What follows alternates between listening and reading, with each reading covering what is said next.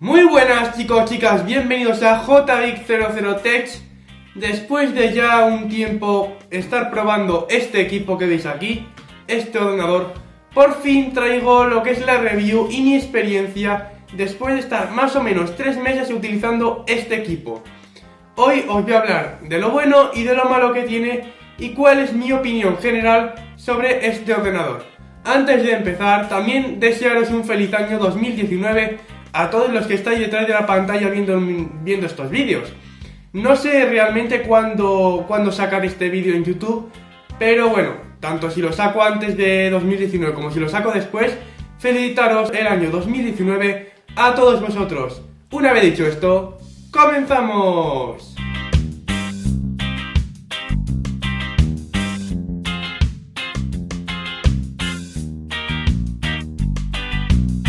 En primer lugar vamos a empezar hablando de lo que es el aspecto físico y la construcción de este ordenador que veis aquí.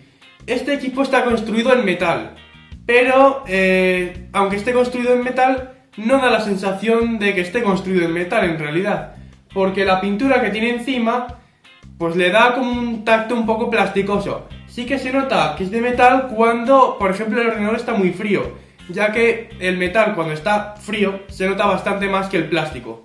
Y bueno, pues cuando el ordenador está bastante frío, sí que se nota esa baja temperatura. Por otro lado, hablando de la pintura, también he visto que cuando el ordenador se da algún golpe, sobre todo en la parte de abajo, en lo que es la parte inferior, se salta un poco fácilmente. Y la verdad es que es algo que no me ha gustado. Al contrario que otros equipos de metal, la pintura de este ordenador es distinta. Para mí es peor que la de otros ordenadores de metal. En cuanto a la construcción en general, para mí es muy mejorable. La verdad es que no da la sensación de estar ante un ordenador de 1000 euros. No da la sensación de estar ante un ordenador en que en teoría es premium. Tenemos uniones mal ajustadas y para mí una de las que más se nota nos la encontramos aquí, en la unión entre lo que es la bisagra de la pantalla y el chasis, porque he visto que no hay la misma distancia en una y en otra. Básicamente lo sé porque en una entra la uña del dedo la puedo meter y en la otra no, algo que no está bien, ni mucho menos en un ordenador de 1000 euros. Además he visto otros ordenadores de esta gama más o menos y no tienen tampoco tanta separación en lo que es la unión entre la pantalla y el chasis. Entonces, la verdad es que este apartado no me gusta. Por otro lado, al hacer presión sobre estas partes de aquí, o sea, lo que son las esquinas del ordenador, se notan algunos crujidos. También, a la hora de abrir la pantalla, a veces se nota algún pequeño crujido. Lo que es la pantalla, esto de aquí, si tú haces así, se dobla con bastante facilidad. Esto, por ejemplo, en otros ordenadores construidos en metal, yo no he visto que sea tan acusado como en este. Y por otro lado, lo que es la tapa inferior del ordenador, la base, al hacer presión sobre ella, también se hunde con bastante facilidad. Por otro lado, la separación entre el touchpad y el chasis, o sea, este hueco que nos queda aquí, es un poquito grande, lo que puede hacer que por ahí entre, por ejemplo, polvo y suciedad. Algo que a largo plazo puede dañar, digamos, lo que es el touchpad y hacer que deje de funcionar correctamente.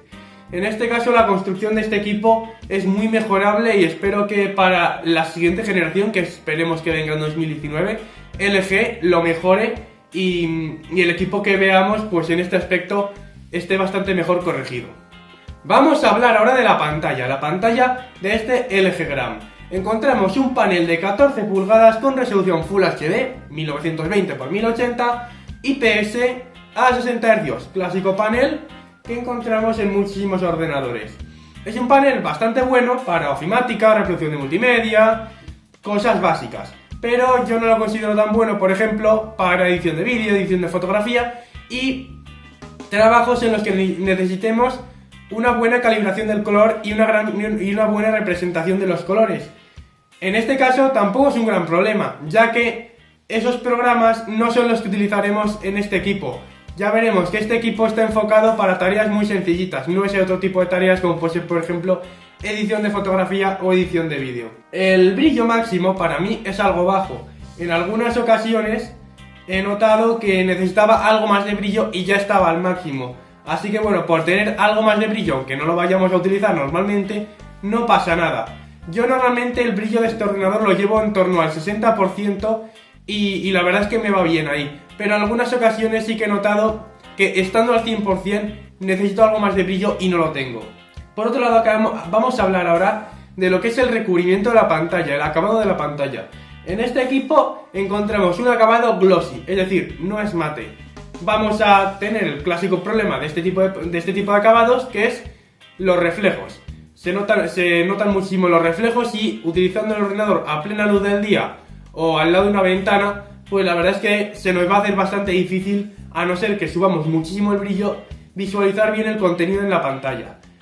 En caso de que eso no ocurra, pues la verdad es que no tendremos ningún problema con la pantalla brillo. Por otro lado, este tipo de acabado tiene un problema añadido, que son las huellas de los dedos. Se pegan muy fácilmente a la pantalla. Simplemente con tocar con el dedo la pantalla ya tenemos ahí la marca de la huella, y si eres una persona a la que le molesta esto, como a mí por ejemplo, pues la verdad es que lo vas a pasar un poquito mal porque te vas a tirar constantemente limpiando la pantalla. Es un problema que tienen todas las pantallas con este tipo de acabado, ya que bueno, en este caso al no ser táctil no contamos con ningún tipo de protección antiarañazos o ningún tipo de recubrimiento que repela las huellas, como sí que encontramos por ejemplo en algunos ordenadores táctiles y en otros dispositivos táctiles como algunas tablets y móviles. En este caso, en este equipo no lo tenemos, ya que la pantalla por ejemplo no es táctil. Vamos a hablar ahora del sonido de este equipo, de los altavoces. Encontramos dos altavoces ubicados en la parte inferior del ordenador. Como todos los ordenadores en los que los altavoces se encuentran en la parte inferior, cuando los ponemos por ejemplo sobre la cama, se obturan y la verdad es que lo que es la potencia de sonido baja bastante. Y también he detectado en este equipo que cuando el volumen está al máximo y reproduciendo algunos sonidos, existen distorsiones. Un ejemplo claro donde lo he visto es en el sonido que salta en Windows cuando una aplicación pide permisos de administrador. La clásica ventana que nos sale en Windows 10 en medio de la pantalla cuando por ejemplo hemos instalado un programa que nos dice que ese programa quiere hacer cambios en el equipo. Pues el sonido que suena cuando aparece esa pantalla, la verdad es que casi siempre suena distorsionado cuando está el volumen al máximo. Y la verdad es que es algo que en este caso es mejorable. Por otro lado, los altavoces también deberían mejorar su ubicación. No estar en la parte inferior, sino tener las rendijas por donde sale el audio enfocadas hacia nosotros, en lo que es los laterales del teclado, que tenemos bastante espacio. En ese lugar, por ejemplo, se ubica la salida de audio en los Mac, por ejemplo, en los ordenadores de Apple. Y en otros equipos, como por ejemplo los ordenadores más premium de Asus. Y la verdad es que en este aspecto yo creo que LG tiene que mejorar eso y colocar los altavoces en otro sitio, porque estos equipos tan ligeros en muchas ocasiones los utilizamos por ejemplo en la cama, y como hemos comentado antes, los altavoces cuando están colocados sobre la cama, pues la verdad es que el audio es muy malo y se obtura. Por otro lado, también he notado que el audio podía ser un poquito más claro y un poquito de mejor calidad. Así que yo creo que LG para la siguiente generación debería mejorar este apartado. Al principio de hecho también noté un problema en la conexión mini jack, y es que el audio sacándole por mini jack desde el ordenador de este portátil sonaba bastante más bajo que por ejemplo sacándolo desde el móvil o desde la torre. Algo que ayer o antes de ayer volví a probar y la verdad es que ya no me ha pasado. Así que puede ser que fuera algún error de configuración. La verdad es que como ahora mismo ya no existe ese problema, pues he decidido no incluirlo aquí como un problema. Vamos a hablar ahora de los dispositivos de entrada. Hablamos ya del teclado y hablamos del touchpad. Empezamos hablando del teclado. En este equipo, como estamos hablando de un equipo pues pequeñito, entre comillas, no contamos con el clásico pad numérico a la derecha, pero sí que tenemos obviamente la fila de números encima de las letras. Por otro lado, también el teclado está retroiluminado, como en todos los ordenadores de esta gama de precios. Tenemos tres niveles: apagado, medio y alto. Yo la retroiluminación del teclado la llevo en medio, porque la diferencia entre medio y alto no es muy grande y al estar en medio a lo mejor ahorramos un poquito de batería que si lo lleváramos en alto. Por otro lado, me parece un teclado normalito, un teclado medio, no destaca ni por lo bueno ni por lo malo. El recorrido de las teclas me parece correcto, la sensación al pulsarlas es bastante buena. Y por otro lado tenemos el clásico problema, entre comillas, porque para mí no es un problema, que tienen los teclados con mecanismo de tijera. Y es que cuando pulsamos una esquina de la tecla, pues como que solo se hunde esa esquina. Esto, por ejemplo, en otros mecanismos, como el mecanismo de mariposa de Apple, no pasa. En los Mac más modernos con mecanismo de mariposa, si nosotros pulsamos la tecla de una esquina, se hunde la tecla entera. Es un detallito y la verdad es que a la hora de utilizar en el día a día el ordenador, pues no afecta. Por otro lado, algo a destacar es que la tecla intro, que la tenemos aquí, no tiene forma de L como normalmente en todos los teclados españoles, sino que donde iría la otra parte de la tecla intro, que sería aquí, encontramos, digamos, esta otra tecla que es la C con cedilla. Así que bueno, solo tenemos este espacio de aquí para la tecla intro. ¿Es algo malo? Para mí no. Yo la verdad es que al primer día ya me había acostumbrado y ahora mismo ya no tengo ningún problema al pulsar la tecla intro de este equipo. Pero bueno, simplemente comentarlo, que la tecla intro de este ordenador es un pelín distinta a la de otros ordenadores. Vamos ahora a hablar del touchpad. El touchpad de este equipo tiene un tamaño medio, no es ni grande ni pequeño, aunque sí que se podría hacer algo más grande por arriba y por los laterales, incluso por abajo un poquito también. El touchpad de este equipo me parece muy bueno, la sensibilidad es muy buena, el movimiento del cursor y los gestos funcionan súper bien. Para mí es una delicia utilizar el touchpad de este equipo. Fijaros que yo siempre he sido de utilizar un ratón normal y corriente como toda la vida. Y la verdad es que cuando compré este equipo estaba pensando también en adquirir un ratón Bluetooth para utilizarlo con el ordenador. Pues la verdad es que cuando probé el touchpad, digamos, deseché completamente esa idea porque la verdad es que me gustó muchísimo y me parece una auténtica delicia trabajar con el touchpad de este equipo, es muy bueno. Y por otro lado también tenemos que hablar de los clics. En este touchpad encontramos, digamos, los botones integrados en el propio panel, el izquierdo y el derecho, no están separados como en otros ordenadores. El recorrido de los botones y de las pulsaciones me parece muy correcto y la verdad es que se nota perfectamente cuando pulsamos y la verdad es que me gusta bastante. He probado otros ordenadores como por ejemplo el touchpad de los Mac y la verdad es que el recorrido no me gusta mucho porque es muy cortito y apenas se nota. En este equipo me gusta más. Vamos a continuar esta review por el apartado de la conectividad, lo que es la conectividad tanto física como inalámbrica. En este equipo encontramos dos USBs 3.0 tipo A, un HDMI 1.2 hasta 4K a 30 Hz, esto es importante, no es 1.4, es 1.2, la resolución 4K no va a 60 Hz, va a 30 Hz, y esto ya os digo que molesta bastante porque yo tengo un monitor 4K, he conectado este portátil por HDMI y la verdad es que usar un monitor a 30 Hz es una maldita basura. Yo lo que hice al final fue poner la resolución en vez de en 4K en 2K y la tasa de refresco a 60 Hz y la verdad es que la experiencia mejora bastante. No entiendo por qué le han puesto un HDMI 1.2 al ordenador, no le han puesto un 1.4, porque la gráfica integrada que tiene este equipo, la Intel UHD 620, soporta perfectamente resolución 4K a 60 Hz. Pero bueno, decisiones de LG. Tenemos también un USB tipo C, que en este caso es 3.1, no tenemos Thunderbolt 3. De esto hablaremos al final del vídeo. También tenemos una conexión mini jack de 3,5 mm combinada, es decir, para micrófono y auriculares, y un conector de carga, el típico conector circular que llevan todos los ordenadores. Y por otro lado también tenemos que hablar de la conectividad inalámbrica. Tenemos un chip Wi-Fi Bluetooth que es un Intel Wireless AC 8265 Dual Band.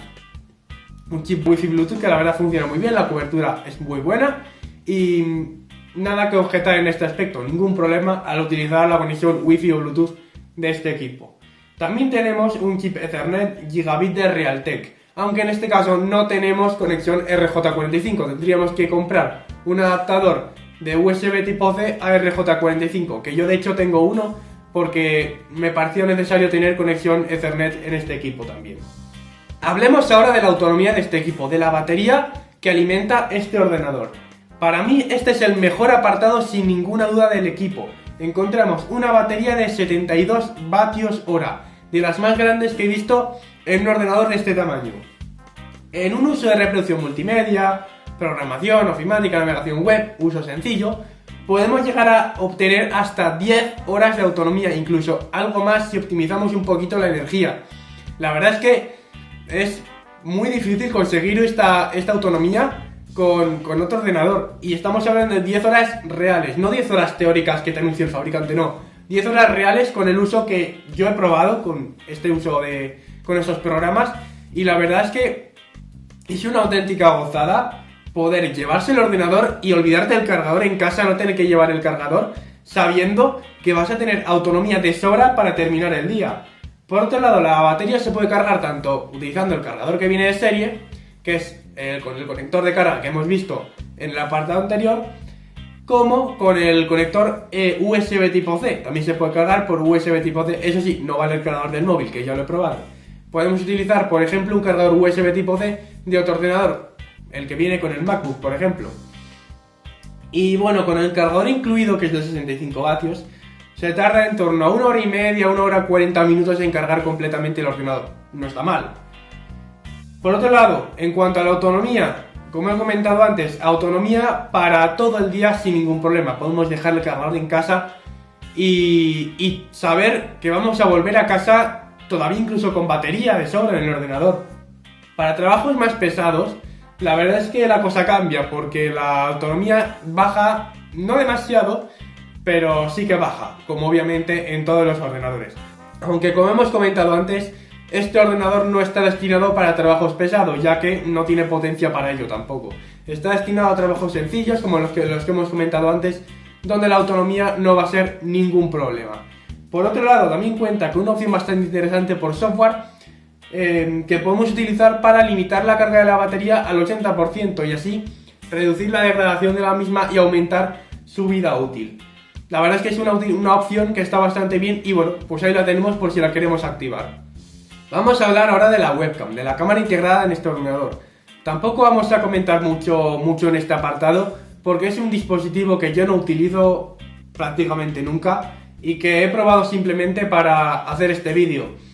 Encontramos una calidad de imagen similar a la de otros ordenadores, una calidad de imagen bastante deficiente, si por ejemplo la comparamos con las cámaras frontales que traen los teléfonos móviles actualmente.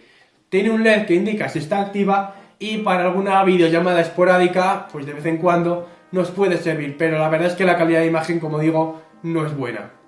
Vamos a hablar ahora del software de este equipo. Este ordenador trae preinstalado Windows y el Home de 64 bits, pero eso no significa que no le podamos instalar nosotros si queremos alguna distribución de Linux, la que queramos. Obviamente el Windows 10 que trae este equipo trae su propia licencia.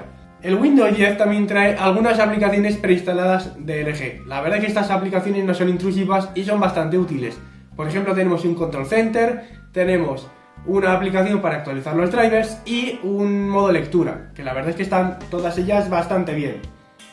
Dentro del Control Center podemos, por ejemplo, poner los ventiladores en modo silencioso para que haga menos ruido, limitar la carga de la batería, cambiar el modo en el que funcionan las teclas de función, el F1, F2, F3, etc.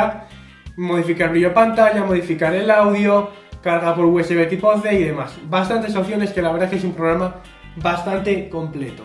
Y bueno, por otro lado tenemos la utilidad para actualizar los drivers, que la verdad es que está muy bien para instalar los drivers la primera vez, porque simplemente descargándonos ese programa ya nos descarga todos los drivers que no tengamos, y también para actualizar los que ya tenemos, si sale por ejemplo alguna actualización. Vamos a hablar ahora de uno de los últimos apartados ya de este vídeo. Vamos con el rendimiento. Es un apartado que en este equipo no es demasiado importante por lo que hemos comentado antes. No está destinado a realizar tareas pesadas, pero igualmente tenemos que hablar de ello. La CPU que incluye este equipo es un Intel Core i5 8250U de 4 núcleos y 8 hilos a 1,6 GHz con turbo a 3,4 GHz, un procesador muy visto ya en el terreno portátil de octava generación de Intel, con un TDP de 15 vatios, un procesador encuadrado dentro de la gama de bajo consumo de Intel. Viene acompañado con 8 GB de RAM DDR4 a 2400 MHz soldado en placa, pero esto no es un problema, ya que este equipo incluye un slot de ampliación de memoria RAM que viene libre en la versión de 8 GB para que nosotros podamos colocarle más memoria RAM al ordenador. En cuanto al almacenamiento, encontramos un SSD SATA de 256 GB de SK Hynix, más una ranura M.2 para poder ampliar el almacenamiento de este equipo, como yo ya he hecho, ya que los 256 GB que traía se me quedaron cortos. En este caso yo le instalé un SSD NVMe y me encontré con una sorpresa desagradable, ya que el NVMe de este equipo, en ese puerto, era solo de 2 líneas. Supongo que serán 2 líneas para cada uno de los 2 puertos M.2 que tiene este equipo. La verdad es que desaprovechamos parte del rendimiento del SSD, pero igualmente el rendimiento sigue siendo mucho mejor que el de un SSD SATA. Vamos a hablar ahora de lo que es la construcción interna de este ordenador. En primer lugar encontramos la gran batería de 72 vatios hora que alimenta este equipo, que ocupa la mitad del ordenador. A los dos lados de esta batería encontramos los 2 altavoces que hemos comentado antes, que la verdad es que no son demasiado buenos. Y en la parte superior encontramos la placa base del equipo. En la esquina superior izquierda encontramos la tarjeta de red de la que ya hemos hablado antes. Seguido a ello encontramos un solo ventilador que se encargará de refrigerar este equipo, y además cuenta con un solo heat pipe para refrigerar este procesador. Veremos luego si esto es suficiente o no para mantener fresco el procesador de este equipo. Al final de este heat pipe encontramos el procesador, el i5-8250U.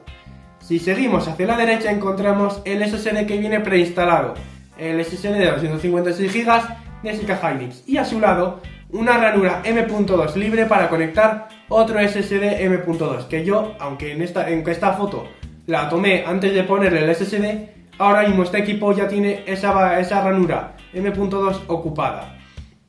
Y debajo del lugar donde encontramos el procesador encontramos la ranura de expansión para la memoria RAM, que en este caso está vacía, ya que este es el modelo de 8 GB. A los laterales de la placa base también encontramos todas las conexiones físicas de este equipo. Y bueno, pues eso es todo lo que da de sí la construcción interna de este equipo. Pero dejémonos de especificaciones y vamos a ver qué tal rinde este equipo en el día a día. No voy a enseñar muchos test de rendimiento porque la verdad me parece un poco absurdo, ya que es un equipo que no está enfocado a hacer tareas de alto rendimiento. El rendimiento en tareas del día a día, Word, Internet, consumo de multimedia, es muy bueno. Se desenvuelve sin ningún problema y va muy fluido. Programas más pesados, como por ejemplo Adobe Photoshop, Premiere, le cuesta un poco más, aunque sí que podemos hacer trabajos sencillos con ellos. También otro de los trabajos que he hecho con este equipo son máquinas virtuales, y la verdad es que se pueden utilizar máquinas virtuales con este equipo sin ningún problema, funcionan bastante bien. Uno de los puntos más importantes a la hora de hablar del rendimiento de un equipo son las temperaturas. ¿Qué tal es el apartado térmico de este equipo? Bueno, pues en este caso las pruebas que vamos a ver ahora las he realizado con el modo silencioso de los ventiladores desactivado. El modo silencioso básicamente lo que hace es reducir la velocidad de los ventiladores, por lo que las temperaturas subirían un poco. En id le ronda más o menos los 45 grados con los ventiladores parados o a muy baja velocidad. El ruido es prácticamente imperceptible. Es una temperatura bastante normal en los ordenadores portátiles.